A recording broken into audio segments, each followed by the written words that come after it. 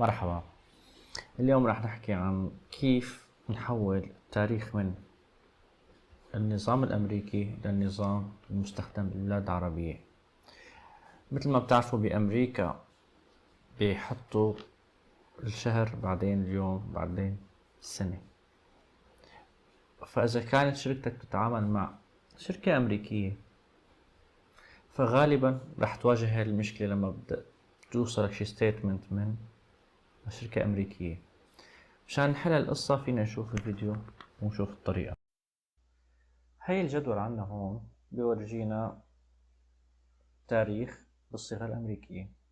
إذا بتلاحظوا الإكسل ما حط فهمه على أنه تاريخ، أو بعضهم فهمهم على أنه تاريخ، بس اعتبر أنه الشهر هو 1 هون وهون شهر 8، واعتبر هون ما فهمون وهون نفس الشي فهموا غلط.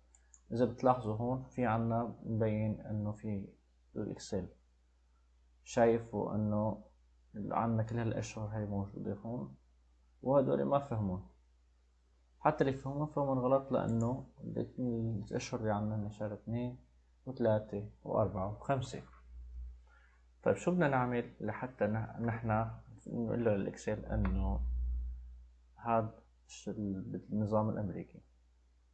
أول شي بنحدد الكولوم، فين نضغط على كنترول مسافة أو كنترول سبيس، بنروح على الداتا هون، بنروح على تكست تو كولوم،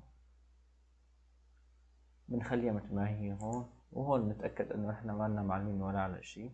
بعدين بنروح على النكست، وهون بنقول له انه هذا العمود اللي نحنا علمنا عليه هو تاريخ وبالصيغة الأمريكية month day year.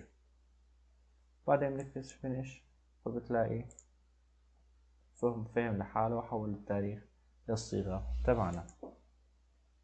إذا بتلاحظوا هون مثل February, March, April, May. بهالطريقة بنكون وصلنا للي بدنا.